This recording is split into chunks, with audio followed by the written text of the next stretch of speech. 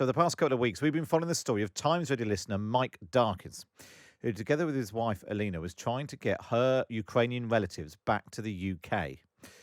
Mike guided us through the appalling mess of all the forms they needed to fill in, the complicated process, wrestling with the Home Office and so on. But we now have some good news, and Mike joins me now. Hi, Mike. Good morning, Matt. Good to speak to you. And we're also joined by Olena too. Good morning.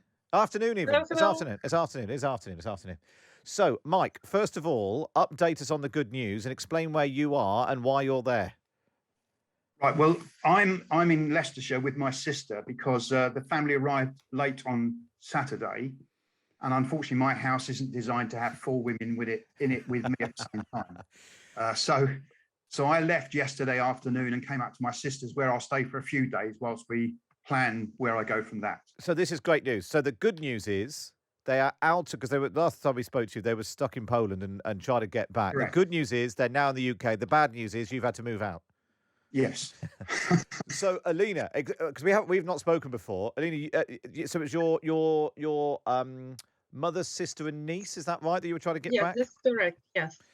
So that you've now got them with you at home in Surrey. How did you had to go to Poland to sort of help them and bring them back? Is that right?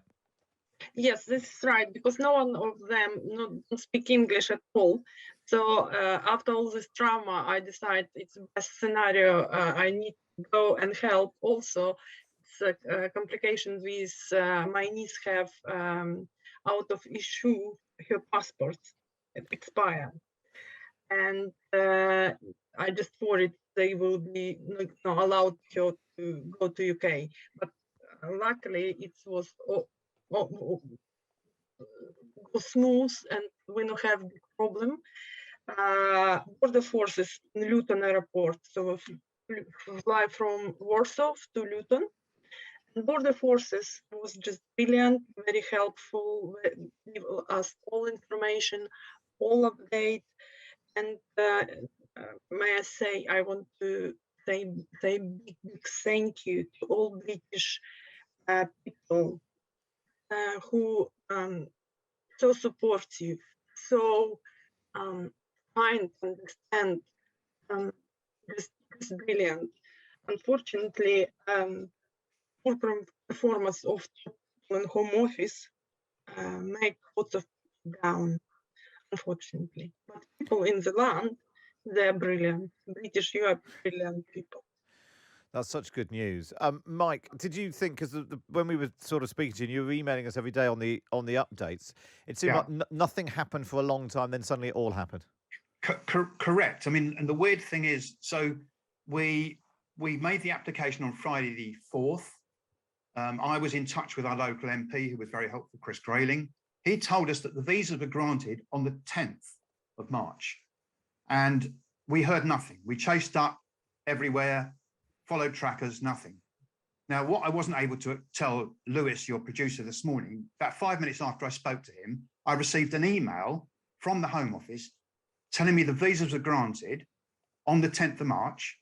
The email arrived this morning. And in that, it says you must bring this letter with you to get through Border Force. So, again, there's an 11-day gap between the visas issued and me getting a letter that tells me I must have the letter to get into the country. Luckily, Elena has just said, the letter wasn't questioned at Border Force on Saturday. So that's good. So at least, gap. it's an administrative mess, but luckily it didn't hold things up. No, it didn't. And so, what's the plan now, Mike? What will happen? How do you get back into your house, Mike? Is basically my question. Well, short term, I don't. Luckily, my sister in Leicestershire and my brother up in Harrogate both have spare bedrooms, so I'll probably flip-flop between those two in the short term. I'm going back down to Ashley tomorrow, so I'm only here for a couple of days because there's still lots to do back in Ashley. So I'm going to go down there and stay in a hotel local, helping them. And then when I think I've got things sorted for a few more days, I'll come back up to my sisters or brothers. And just, Elaine, how nice is it knowing that your mother, your sister, your niece are now with you and safe? And just relief. It's such relief. Because I now can look after them. I know they're in safe place, and I need to worry about every minute their life arrived, bomb, Russian bomb, or not arrived today or tomorrow. So you can't explain this feeling unless you go through similar things. It's much better now. I can think about work.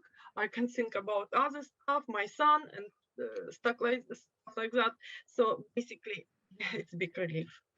Well, we're so pleased, Elen, and I know lots of listeners were sort of following your stories from Mike as well.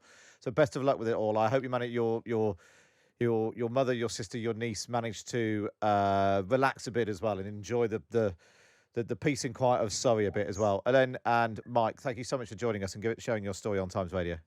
Thank you, Matt. Thank you very much.